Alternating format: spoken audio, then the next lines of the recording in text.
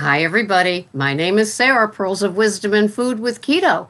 But today it's a whole different thing. I want to introduce you, Charles, who is a cart carrying carnivore. And this is the month of carnivore, January. And I'm doing this for Mike from Keto Mad, KETOMAD. And I'm doing a male and a female. And so I've never met Charles before. And so this is a new to all of us interview. So Charles contacted me because I put out the SOS, and he contacted me and said that he's a 50-year-old man and he's been doing carnivore. I won't fill in any more of the details. I'll let him just ramble on. It's such a treat. So welcome, Charles. Let's get started. Hi, Pearl. Okay. It's all yours. Tell us your name is Charles, your age, how long you've been doing carnivore, and I'll keep coming up with more and more questions. And of course, I think we all want to know how your journey began. So, Okay. All right. Thank you, Pearl. Sarah. So, as was mentioned, my name is Charles. I've been carnivore. I started the journey, I want to say February of 2018. And I've been strict since about April, May. I kind of fell into carnivore. I've been keto on and off for 2 or 3 years, and I've been strict keto for a good 18 months, and then I'd hit a stall. And I was doing everything right, and I was listening to everything, and I was working with professionals. I spent some time with the Heal Care Clinic, and I was still in this stall. So then I started seeing stuff from Dr. Sean Baker on the Joe Rogan podcast, and I'd seen some other things out there. I said, let me give this a shot. Let me do some research. And then I found a couple other sites, did my research, and said, all right, this is the way I'm going. And kind of started off with just beef. I had just recently bought a eighth of a share of a cow. So it just happened to all work out that I was ready to go. I had 60 pounds of grass-fed, grass-finished beef in the freezer. I was just ready to jump into it. Besides breaking the stall that I had gone, I also noticed that it was sort of like the original keto transformation, where you go from the lethargic brain cloud to getting your energy back, and those type of things. And that happened with keto, with going from keto to carnivore also. There was a bit of a transition that I went through. And after about 2 or 3 weeks, I noticed that it kind of felt like being on keto, but keto on steroids. The mental clarity was at the next level. The energy levels were at the next level. It just really, really felt good. So I noticed other things that I had gotten help with keto with, depression, especially seasonal depression, those type of things, impulsive anger issues I used to have. And all of those had subsided with keto, but they were still in the background a little bit. So if I had slipped up and I had gone back and gotten a little something with sugar here and there, they would come right back in full force. I noticed that once I had gotten adapted after about 3 or 4 months with the carnivore, that they weren't even in the background. I didn't even notice those behavior patterns anymore. They weren't lurking. They weren't ready to jump back in. So it's just, I've really noticed that it was sort of like all the benefits of keto plus so much more. I find it easier to meal plan. I find it easier to just prep and be ready to go. It's just all around, it seems to fit my lifestyle. So. okay, that's a great. You posed so many places where I could, or you spoke of so many places where I could pose some questions. I love that the symptoms of all of those things, not only did they, they just totally went away instead of kind of in the background like it did with keto. And I find it so amazing that so many keto people, even doing it strict, just reach a point. And did you feel like it was your body saying, okay, next level? Or did you find yourself kind of listening to some carnivore videos a little bit more, kind of getting pulled in like Sean Baker and some? No, it was more my body kind of naturally got that way. my cravings had changed throughout keto. I had found that I craved less and less of the carbs. And before I had actually gone and made the transition, I was less than 10 carbs a day as it was. The only plant life I was really eating at that point, I would say the 3 months before the transition, was avocados and macadamia nuts. That was really about it. So I was really ready to make that transition to begin with as far as dietary changes. And that was kind of my journey in general. Back in 2012, I had a layoff that I didn't see coming, and my comfort had always been food, binge eating, and just all the unhealthy stuff that people take solace in, right? And I had ballooned up to over 425 pounds in a very short amount of time, and I only say over because that's what my scale went to. So I didn't really know how bad I had gotten. I had come across a group out of Canada called Precision Nutrition, and Dr. John Berardi, I think is how you pronounce it, was up there, and I had joined their 1 year program. So it was a commitment of a year. There was a monthly fee, but part of that was daily coaching and accountability, and really working on the mindset around food and why we're doing what we're doing. After that year, I had lost about 50 pounds. I'd gotten down to about 375, and it really wasn't sustainable for me once the program was over. Once that accountability of having to log in every day and talk to a coach once a week, once that was there, even following what I was supposed to be doing, it still wasn't sustainable to me. And that's kind of when I realized, all right, something else needs to be done here. This shouldn't be this difficult. And I had come across Mark Sisson with Mark's Daily Apple, and I had read his books. And at the same time, I also came across a book by Dr. Bruce Fife called the Coconut Cure, or the Coconut Ketogenic Cure, or something like that. So between the two of those, I kind of started diving in with the paleo primal type of thing. Wasn't really full hardcore keto yet, because I was still under the mindset that some grains were okay and some starchy vegetables were okay. The moderation mindset was still there because that's what I had learned in that past year. So once I finally stumbled across that, okay, we need to get rid of these things and we need to move these out, then things got accelerated, so to speak. And then it was just a matter of finding more knowledge and reading more things. And eventually I stumbled across Ketogenic Diet. It was Jimmy Moore's book with Dr. Westman that he had written out. And I said, well, this makes a lot of sense. So I started in on that. And then I just made the dive. And the way my brain works is I come from an analytical background. By trade, I started as a metrologist, which is somebody that works on instruments and measurement in pharmaceutical manufacturing, making sure things are accurate. And when they're not accurate, figuring out why they're not. And then root cause and analysis and how's it impacting products. So my brain immediately goes to where's the science, where's the root cause, and troubleshooting mode. So with that, I just started absorbing all the information I could. I started finding all the podcasts out there. I started finding all the doctors that were presenting good data, and I started reading the studies. And because of my background in pharma, I was really able to look at a paper when I read it, and I could say, all right, this is biased. This is a poor population. They're leading something here. Oh, look who paid for this. Hey, the group was very small. Hey, it wasn't a long enough term. And I was really able to start pushing aside the garbage, so to speak, and really see where the good research was coming, and then start following more of those people. So through my own journey, and I want to say my first bout with keto, or not bout, or try attempt, was May of 2015. And between May of 2015 and right around Thanksgiving of that year, I dropped over 85 pounds.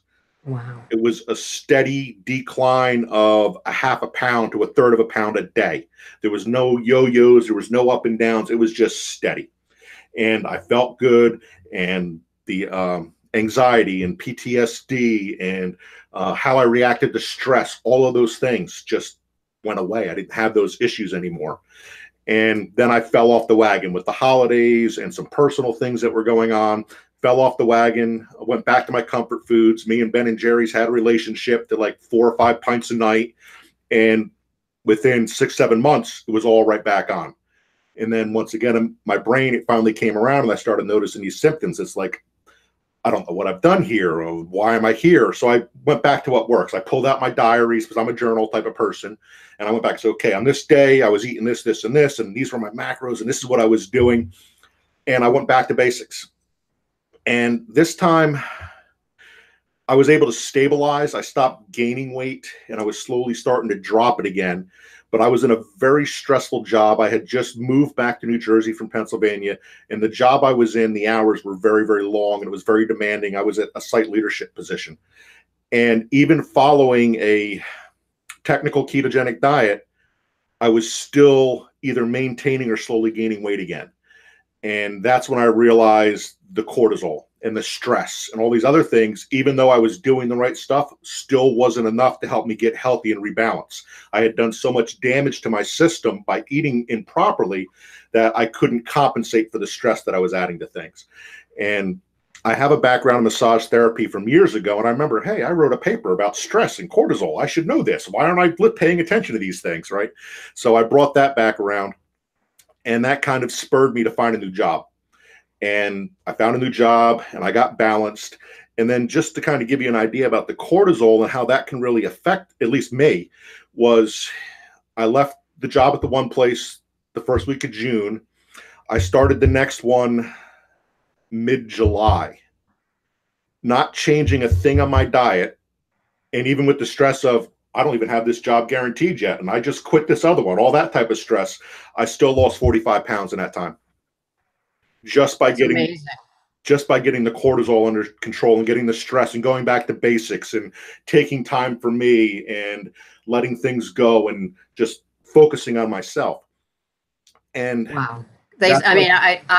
I think I probably suffer a little cortisol myself from working the overnights, and I just think that a lot of attention could be paid to cortisol. And you gave such an excellent review of what happened to you. Did you say you lost those 45 pounds in 30 days? a little less than 30 days, yeah. Amazing. Now, tell me, when you were gung-ho keto and you lost that first 85 pounds, how were you doing it? What sort of tools did you do? Did you measure? Did you track? My brain is all or nothing to begin with. So I measured everything to the gram. I timed out all my meals. Everything was like to the letter. I think the first calculator I used was the, I don't even know how to pronounce it, the ANKREL one that's out there, Ankerel. It's one of the sites you can find with the keto. That was the first calculator I found. I went in there. I said, okay, let's be aggressive. Threw a 30% deficit in, plugged those numbers into MyFitnessPal, and just went. And it just worked. I had the benefit that at the time I was living in Lancaster, PA, and I had access to all the Amish farms. So I was getting really good unpolluted sources of food extremely cheap. The one farm that I was close to, I was getting a flat of 30 eggs for $1. So needless to say, I was eating half a dozen to a dozen eggs a day. I started making my own kefir.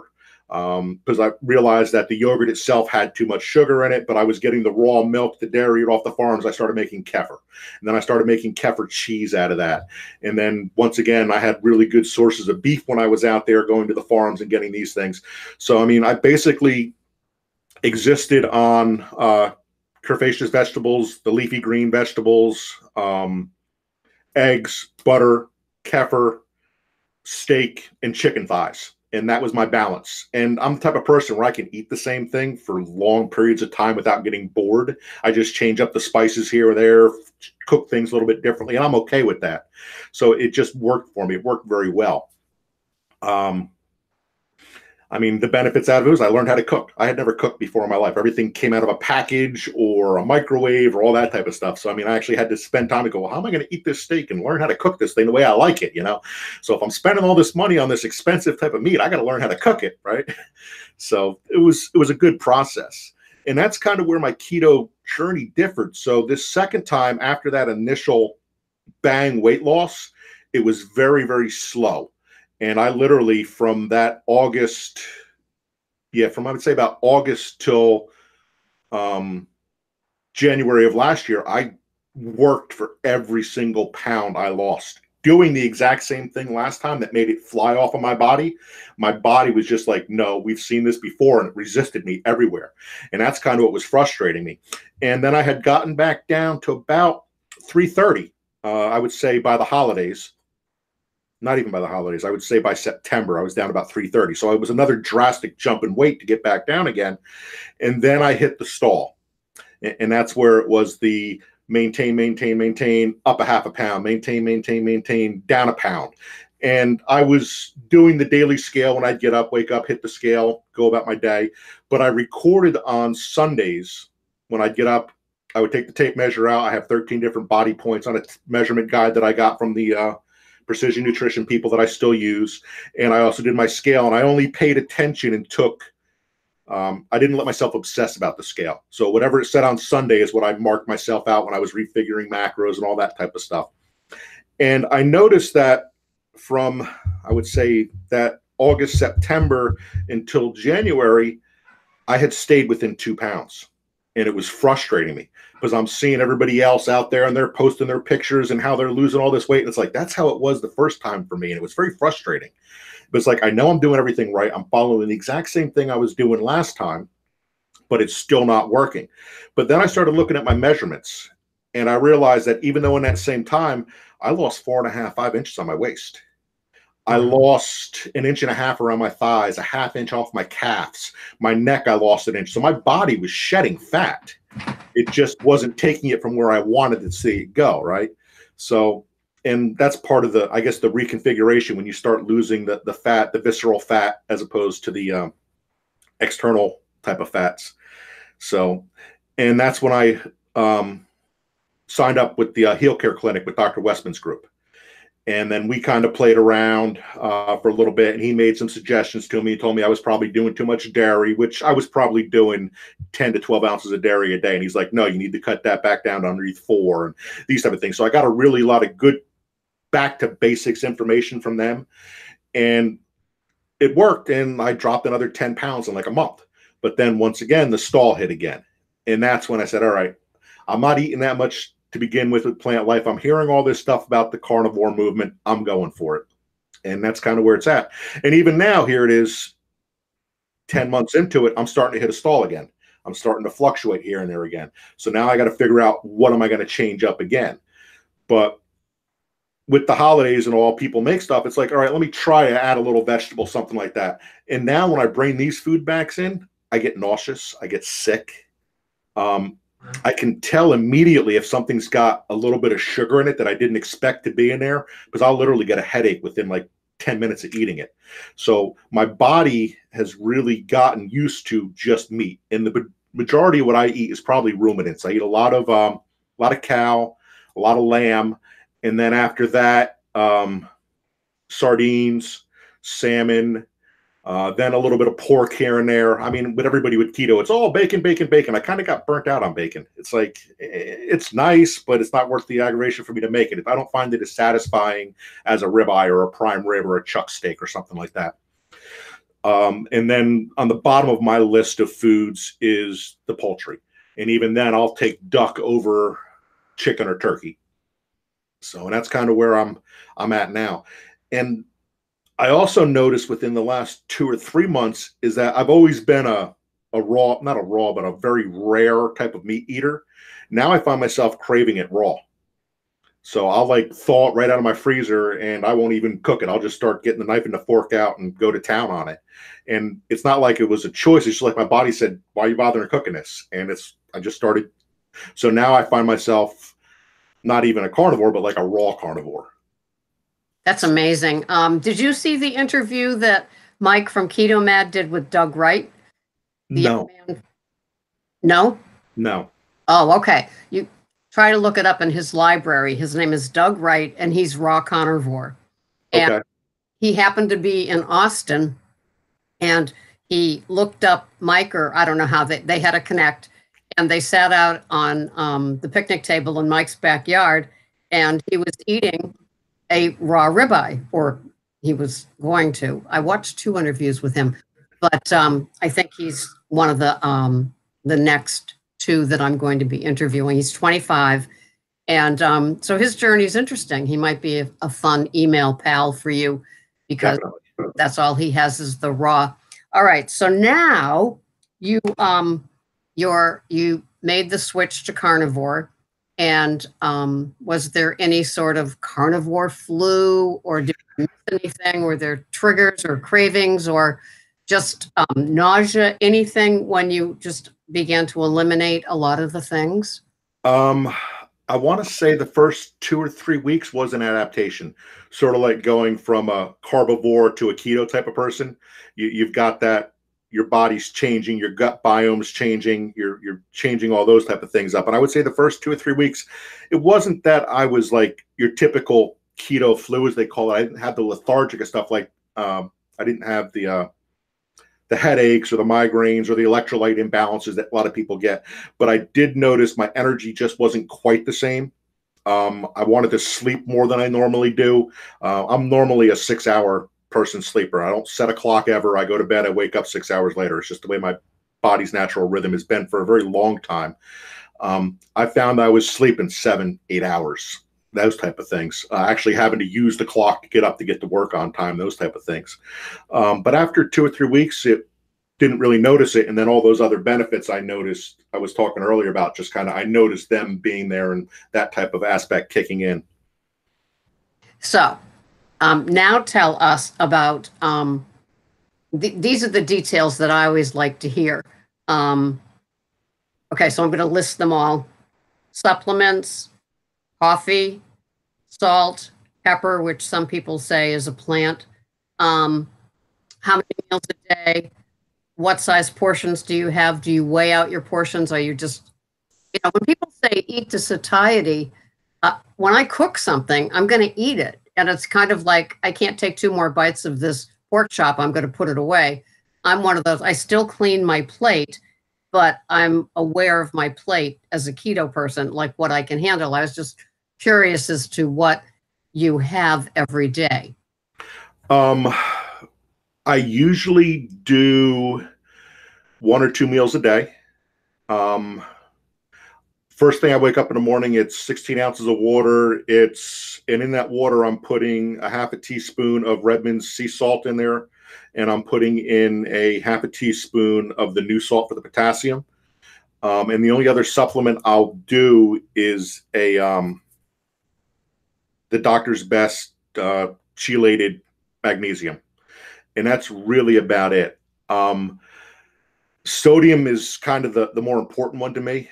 Sodium regulates the other electrolytes. So if your sodium's not right, the potassium, the magnesium, the calcium's never going to be where they need to be anyway. So I always make sure that I'm getting that sodium. And after I read the book, The Salt Fix, it's like, wow, it just really opened up my mind a lot of things. And I grew up with the never putting salt on anything, never touching the stuff, hating the stuff. And now it's just natural to me. And that's the same thing. It's like I start to get a little headache, salt right underneath the tongue. Bang, it's gone. I start to get a hunger craving, salt under the tongue. Bang, it's gone. So I'm very conscious about supplementing salt, making sure I'm getting what I need. The rest of them are just kind of like, I don't necessarily know if I need them, but I throw them in there. I used to do a D3K2 supplement in a liquid form. But now that I'm getting the amount of red meat that I'm getting, and I'm getting organ meat in and stuff like that, I don't really need that anymore. So I don't supplement that anymore. Same thing with the drippings. Whenever I make a roast or something, I save all that stuff and I'll drink that stuff just raw because I know it's got all that good electrolytes and all that good stuff in it. That's really about it for supplements. I'm not a big fan of supplements, to be honest with you. I feel if you're eating nose to tail, as they call it, you're going to get what you need. I've also done a lot of research. I've got a couple different certifications in this realm from different providers, with Nordic Egaltis, with Primal Restoration, with the Noakes Foundation. I've been through his certification course down there.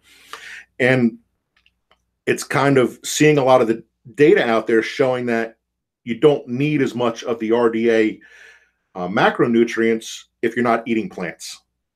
Because the fact that plants are actually kind of attacking you on some level for eating them. They don't really want you to eat them. So I'm not necessarily as concerned to hit the RDA numbers. And I've gotten so attuned at listening to my body and recognizing, hey, I'm feeling a little sluggish. Hey, I'm not sleeping the way I should be. I've got to change something here. I'm missing something someplace. And that's kind of the where I go with it. Cooking, I just eyeball it, to be honest with you. Most of my meals are going to fall in the 12 to 16 ounce range, and I eat it. And I've got the same issue. If I make something, I'm going to eat it. So I would rather undermake than overmake. There's this myth out there that you can't overeat once you're keto and fat adapted, and that's not true. I mean, you calories in, calorie out. I can debate people with that one all day long. It's because we're not a closed loop system. There's so many different variables, all these other type of things that I don't buy into the calorie in, calorie out, but I do buy into that you can eat too much and you can overdo and stress your system. So I always make sure that I'm not overeating and that I am doing some sort of portion control, because you know when you've eaten too much.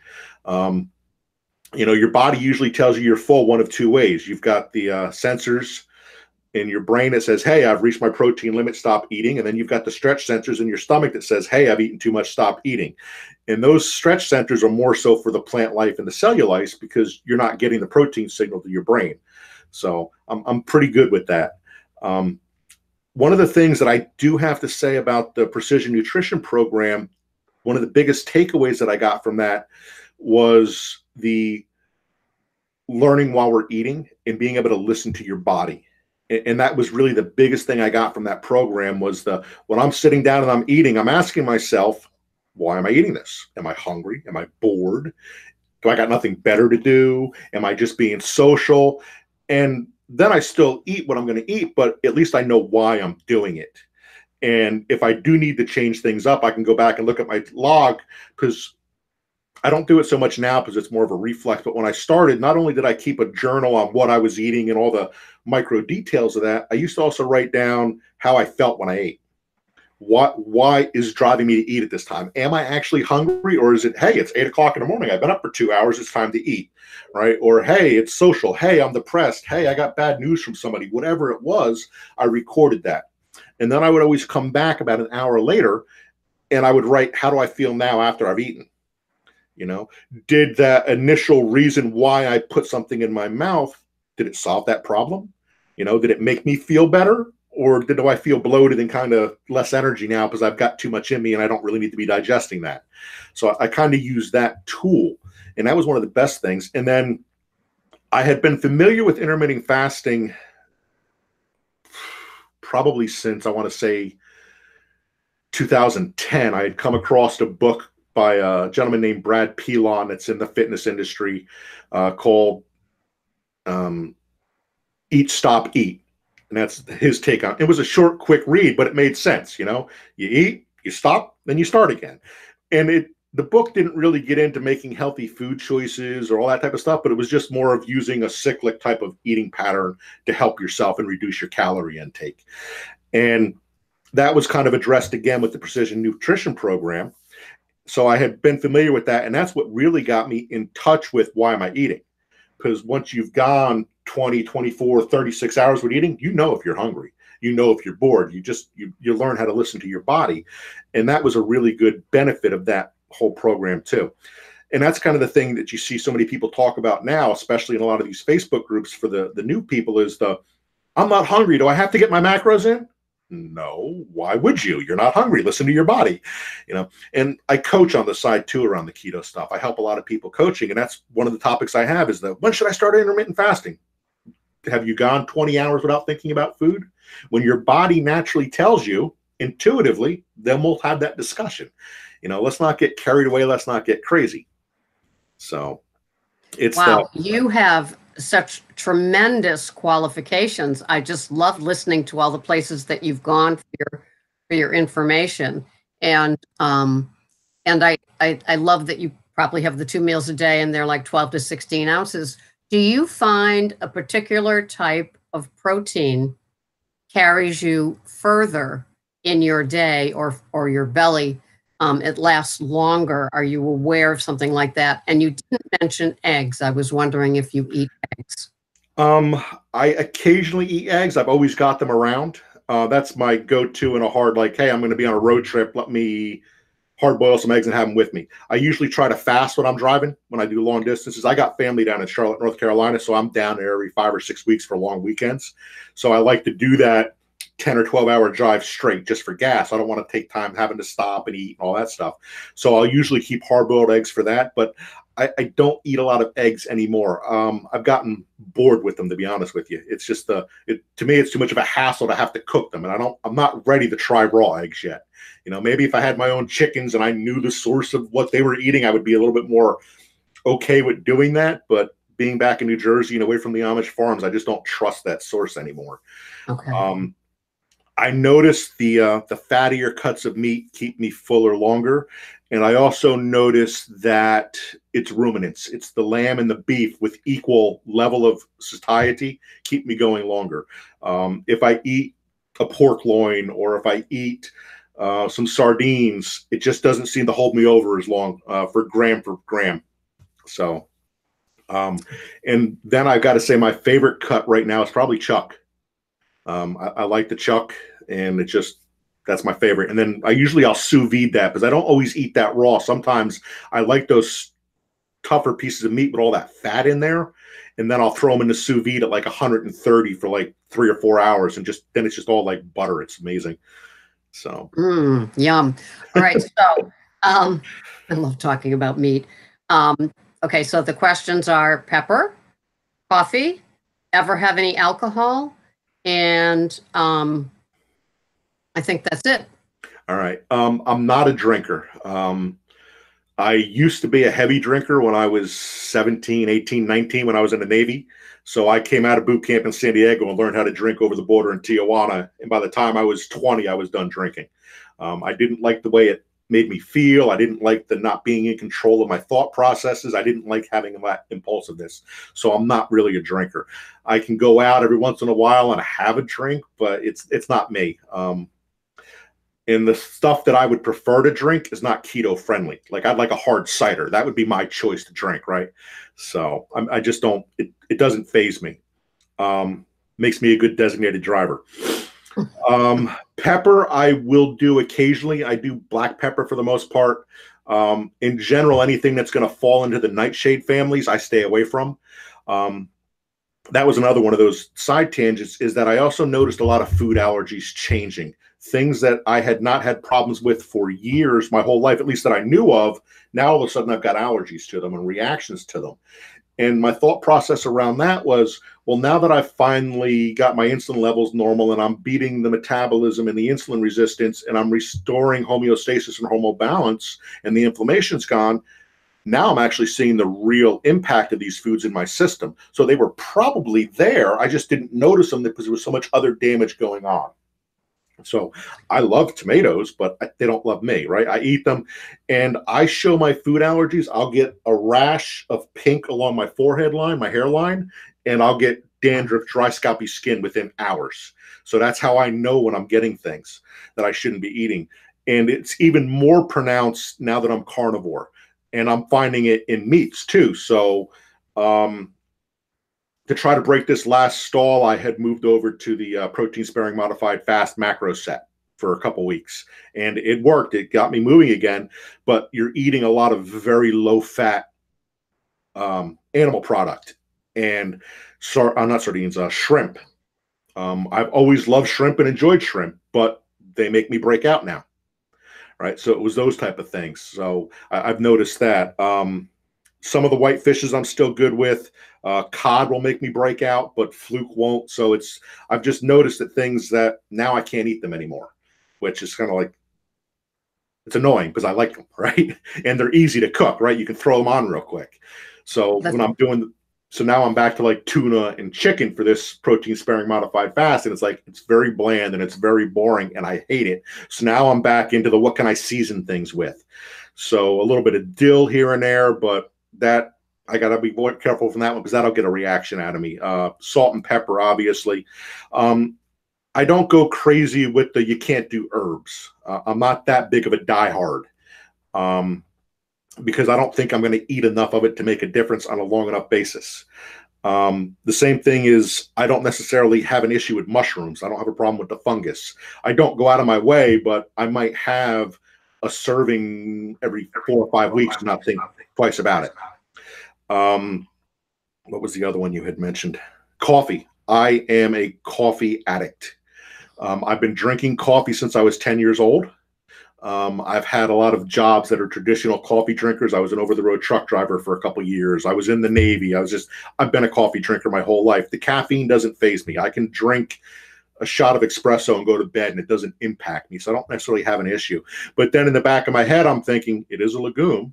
So it is a plant product. So how true am I being to this carnivore movement? And I'm on the fence right now is, do I want to cut back on my coffee consumption? But I haven't noticed any benefits when I've done it. I've cut it out for a week or 2 weeks and I just haven't noticed any benefit. But I have noticed that I don't need to put anything in my coffee anymore to enjoy it. So I can have a black coffee, I can have a black shot of espresso or an Americano, and I'm fine with that. I don't need to add the heavy whipping cream to it. I don't need to add the butter to it. It's nice when I do it, but I don't need to do it to be able to drink the coffee anymore. And I've also gotten a little bit snobby about my coffee. I can go off for hours on that. So I've got like a local roaster I go to. I know my beans have been roasted within 3 or 4 days. I know where he gets them from. I get a certain mix of a Peruvian, Costa Rican, and Colombian beans I mix together for a certain flavor profile. And the burr grinder with the right temperature. I get a little bit crazy with my coffee when I'm doing it. So I'm really getting the nuance and the flavor I want out of it. I love that. I could definitely go the way that you've gone, but I haven't yet. But a coffee and beef cuts are very important to me. I thought one of the most fascinating things that you said was that you don't really pay attention to the RDAs and you with the supplement idea. And the whole idea of not taking supplements when doing carnivore, is that is the thinking behind it? Because if you're not having the veggies that are anti-nutrients to a carnivore, that you're retaining more nutrients. Was that it? Because it sounds fascinating and it makes sense to me. Your body doesn't need as many of these nutrients in them because they're not offsetting what the plants are doing to you by not eating them. And there's still, I haven't seen enough research one way or the other out there on whether or not you need the organs, the offal, and all that stuff. There's schools of thought both way, and I haven't seen a clear enough study to be able to say this camp is right or this camp's not right. So it's a matter of taste as far as I look at it. Because you look at some high performance athletes out there. I mean, Dr. Sean Baker, look at the records he's setting at his age and in his field. And from what I understand, he's just flesh meat. He doesn't do a lot of the organs. So obviously this man is in amazing health and amazing shape, and he's not suffering from it. So it's still, but then you've got the other side of it. Well, you need to get it. You're not going to get all your micronutrients. You're not going to get your vitamin A and all this other stuff. And that's another part of my things with the nutrients is that I spent a few years in over-the-counter manufacturing of different supplements, and you're not absorbing most of this stuff. You're passing it, and it's really inferior grade, and it's a lot of chalks, and it's a lot of ground up other stuff that are fillers that you really don't need them. They're not doing you anything anyway.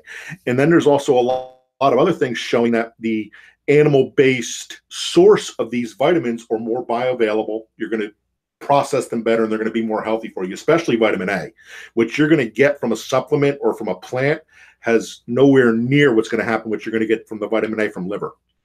So, and the vitamin A is also very important with your electrolyte balances. It kind of works with the sodium to keep everything regulated. So that's that's my reason for eating liver. And I don't like the taste of it. I haven't been able to get away. I like to eat it yet. So right now I'm doing US Wellness Meats. They have a liver wurst that's a ratio of kidney, heart, liver, and trim fat that I can stomach, and I'm okay with that until I figure out the magic way to cook it. I don't know any other way to get it in right now. And I just can't bring myself to do desiccated liver pills just for the sake of doing it.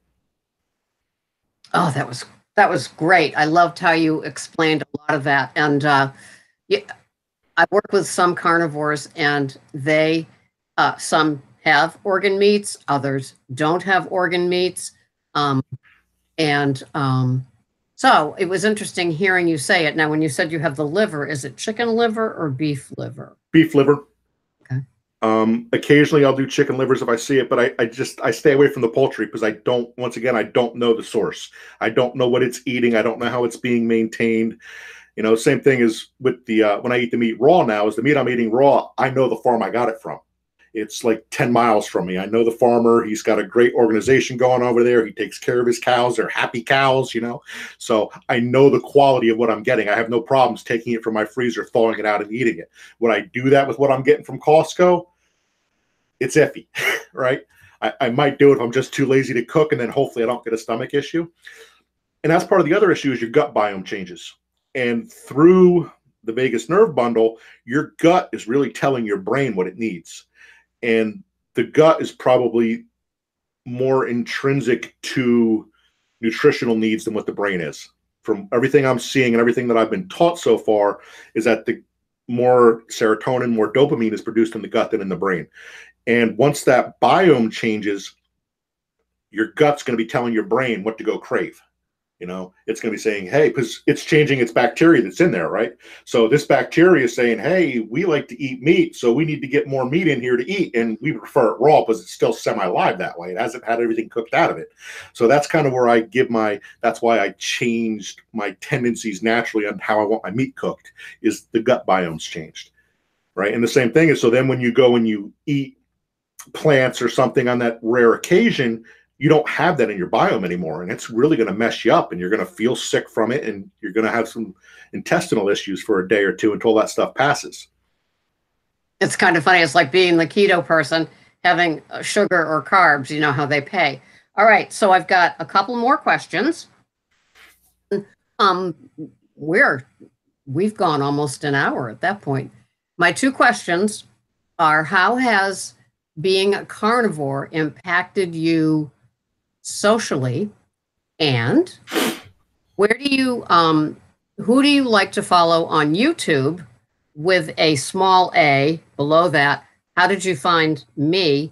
And the books that are important to you as you move along, or what is trending to you that you look for on Google or YouTube, or with the person that's saying those things? And have you ever listened to Dr. Georgia Ede? The three final topics. All right, so I'm going to start with Dr. Georgia Ede. I was at the one of the Low Carb USA conferences and got to see her speak. And it was amazing hearing the work she's doing and what she's, and I just, anybody that has a question about that stuff, and I've got a couple friends that are in the social work and the mental health things and are going for their doctorates, and I'm like, go listen to this woman. Go see what she's putting out there, and then shape your dissertation around what she's doing, because this is where it's going. So I love listening to her speak. And that's currently where I'm at for work. Is we have a treatment, a cell and gene therapy treatment for pediatric leukemia. So I also listen to a lot of the talks around that and cancer and keto. And I'm trying to figure out how I can get these two groups to talk together and share information, because being the manufacturer of this process, we do have some say in the application and how it's used and how it's administered. So we could very easily say, hey, when you're giving these people this treatment, we want you to switch them to this diet to help it. But it's just a matter of trying to get those two camps to talk, and I'm trying to figure out how to make those connections. It's difficult. I don't do a lot of YouTube videos. Mainly it's I follow the lecture circuits. So I follow the stuff that's coming out of the Nutrition Network, the Tim Noakes Foundation. I follow the Low Carb Down Under. I follow Low Carb USA. I follow Diet Doctor, and I follow all of those doctors that are in that realm.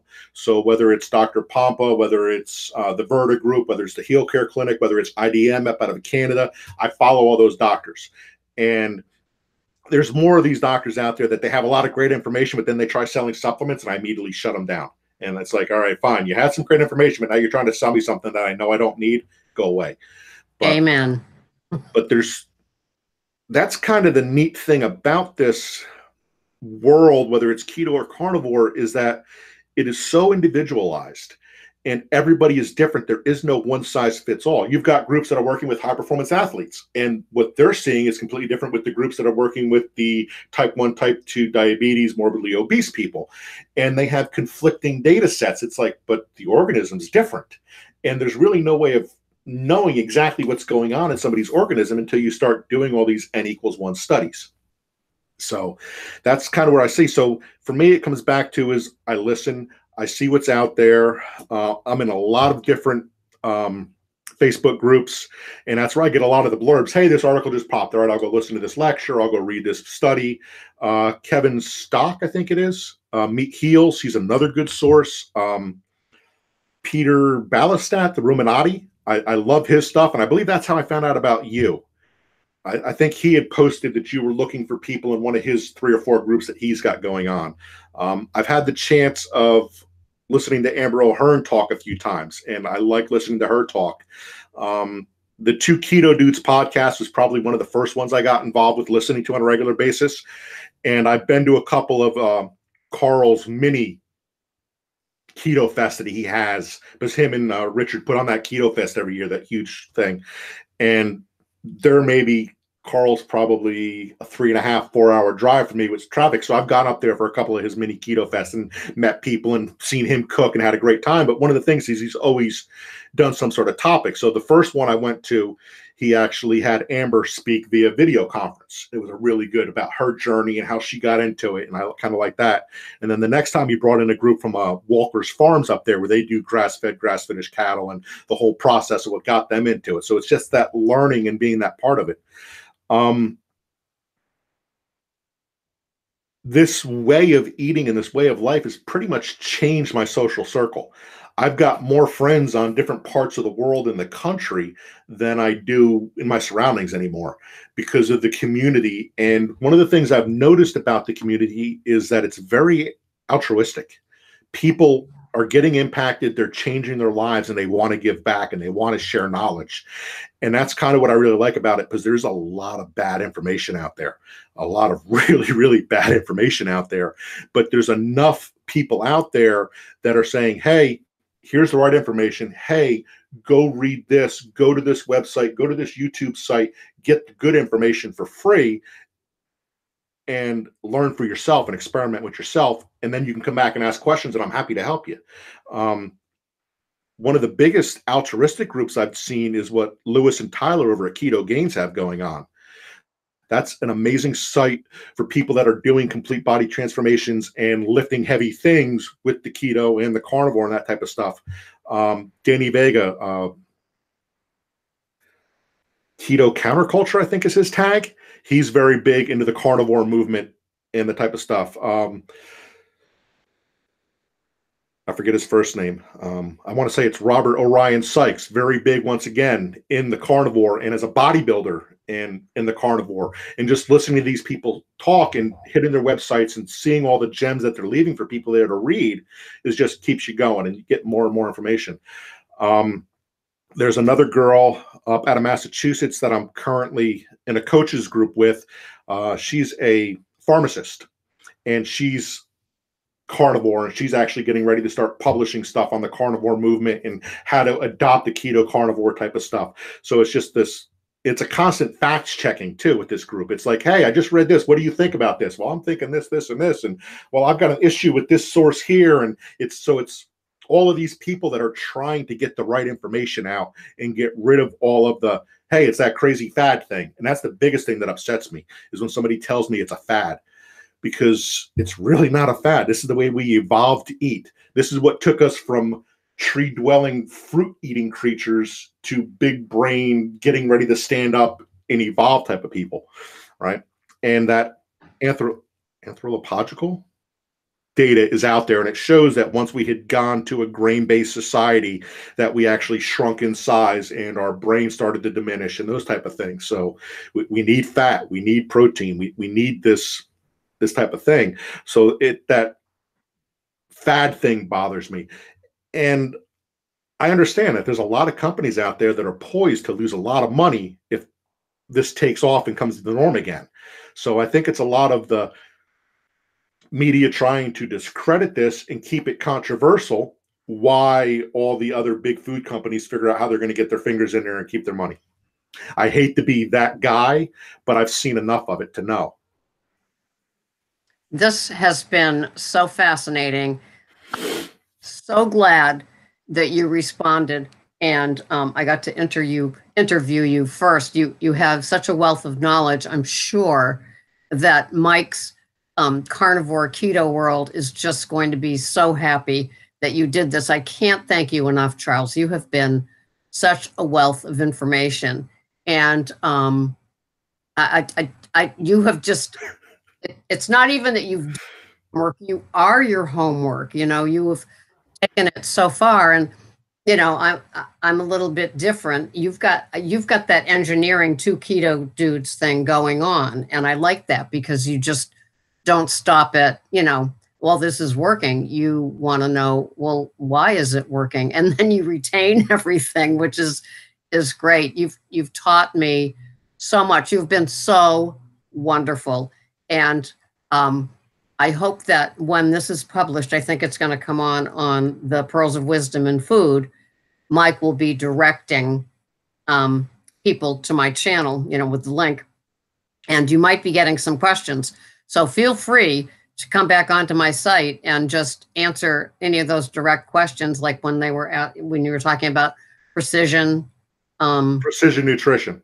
Precision nutrition, and things like that. If you can come up with a link or something that works for you, that would be just wonderful. And have you not said anything that you wished you had said? No, I mean, I'm glad you reached out. I'm glad I got a chance to chat with you. I like sharing this information. Back to my earlier thing about the altruistic thing is I had never seen myself as an altruistic person. I was always a break-even type of person, right? Which is kind of hard to say about yourself, but I know myself well enough.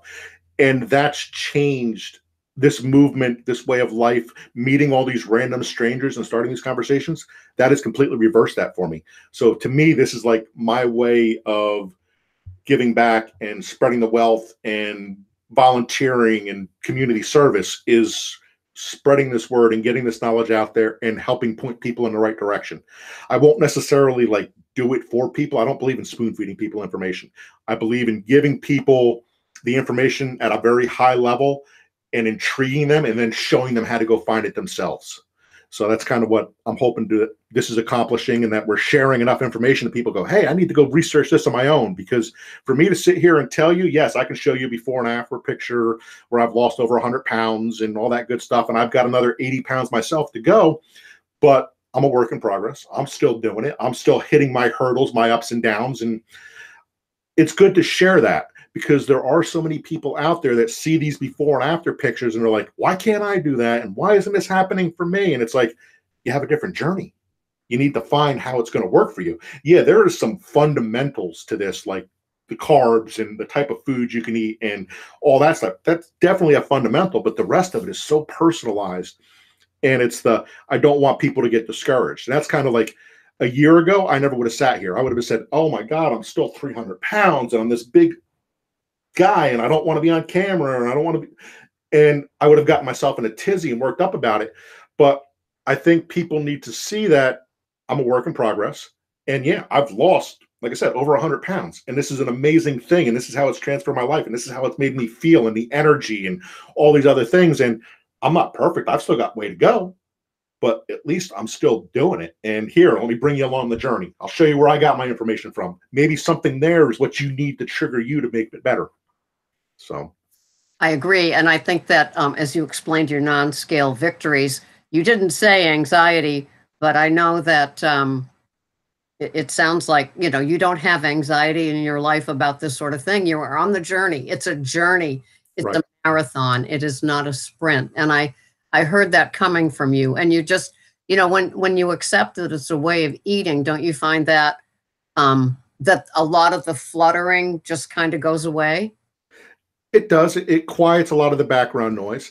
And I'm one of those kids that I've always been the fat kid in school. Since I can remember being back sixth grade, I was always 10, 20, 30 pounds. And plus, I was always taller than everybody. So I always felt out of place. I always tried to shrink up and hide and be a tiny little voice in the background so nobody would notice me and potentially make fun of me. And I mean, I joke about it now, but even like the kids that I grew up with and that were my best friends of 40 years used to always say, hey, you're fat, ugly, and have no friends, right? So it's just sort of, it's that getting over that stigma and embracing it, and then realizing that I didn't always do everything right. Let's get honestly. I mean, you don't get that big unless you're doing some bad things in your life. But 90% of the time I was following what I was taught. And it just didn't work. And there was a time where I was following the standard American diet to the T, and I was eating the 6 little mini meals, and I was eating 4 or 5,000 calories a day, and I was hungry and famished and angry about it. And just, what am I going to eat? And if I woke up in the morning and I didn't have something to eat within like 30 seconds of putting my feet on the floor, I was an animal all day long. I was miserable to be around. And finding this way of eating and this lifestyle, first with keto and now more so with carnivore, it's taken that chains of food away from me. I wake up in the morning and it's a choice if I'm going to eat, because I know I'm not going to be hungry. I don't get hungry until 3, 4, 5 o'clock in the afternoon now. So it's just, if I eat, it's because I chose to, right? It's the, hey, I want a little something. I'm feeling it, right? Or, hey, I had something cooking all night in the sous vide, and damn, it smells good that I opened that bag up. So I'm going to have a little taste, right? So I'm not a slave to it anymore.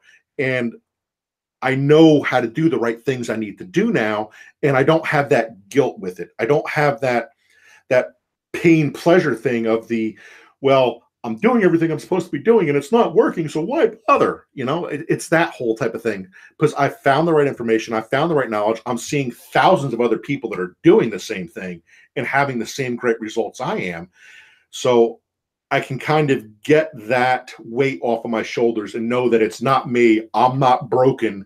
I'm not failing to do the right things because of me, right? I was given the wrong information. And that's really the biggest message I try to give out to anybody, is that you were given the wrong information for years. It's not your fault. Yes, you have to take some blame for it, but it's such a tiny little piece of it, because if you were doing what they told us to do, you're not going to be in a good shape. And yes, there are people out there that are doing what they were told to do, and they're perfectly thin and all this other stuff, but they may be thin, but how healthy are they on the inside? What's their cholesterol levels? What are they getting ready to look at? I had that conversation with my my primary care last year. He did my cholesterol test. He said, this is high and that's high. And I'm like, no, it's not. I said, I'm very happy with that. And he's like, are you a leptologist? I said, no, but you want to go read this article by one? And they were getting ready to do a cardiac CAT scan on me and all this stuff. And I had spent enough time listening to the research that Dave Feldman and Ivor Cummins have done and listening to them speak to be able to have a conversation with my doctor and say, hey, wait a second, before we go spend $75,000, it's going to be $3,500 out of my pocket on a copay for this procedure that not really going to tell me anything at the end of the day. How about I spend $100 out of my pocket and go get this CAC scan? And if that CAC scan comes back, I'll bite the bullet and I'll take your statins and I'll eat your diet. Came back as a 0. Right? So I know that what I'm doing is working. I know what I'm doing. I'm getting healthier. I know that my body's changing. So, and that's kind of where I'm at. So I know there's people that were in the same boat that I was, and they had that frustration, right? And they've got that, I'm doing what I'm supposed to be doing, it's not working, and they just get angry and frustrated. And what has the relationship with food taught them to do when they're angry and frustrated? Go eat more of the bad stuff, right? So you get into that cycle. And it's so hard to get out of that cycle. And that's where listening to Dr. Georgia speak and listening to Nora Gagata speak and how these chemicals and these foods are impacting you on a mental level, it made so much sense. And it's like, you're right, I don't have these anxieties around this stuff anymore. I don't have these issues anymore. It just brought it all around for me. So now it's like I can be happy. And I don't have to feel bad about being happy because I know I'm doing the right things. I used to feel bad about being happy. I used to settle for content because God forbid I'm happy. look at me. Why should I be happy? Right? I'm this big guy. I'm not healthy. I shouldn't be happy. So I can be happy now. And I enjoy that. It's so this way of eating, this community has given so much back to me. It's amazing. So, I mean, you say, yeah, this saved my life, but it's not just a physical thing. It's emotional. It's social. It's really helped me become the whole person that I was destined to be and have a complete full life. I couldn't agree with you more. I always want to be content. Happy to me seems, it's funny, just those two words, but my interpretation of content is like exactly how you described your interpretation of happy. So it's just kind of funny. But I got very emotional when you were talking, because it's like, we don't have to be alone anymore. And it just seems sometimes when I'm face to face or I'm in a group, that I am the only person in the world that understands, this whole connection with food and mind, body, soul, and spiritual and all that kind of stuff. And, you and I right now just having an hour-long conversation with all that you just brought to my channel is just absolutely amazing. And it's going to help, hopefully, a lot of my subscribers also have that same feeling of like not being alone. And I wanted to have the male input because I do think that we are kind of different, and in good ways, like it's supposed to be. And you brought it, you brought it and said so much. And for anybody that was an overweight child, oh my God, there was no, that's enough. We were just such victims of all of that.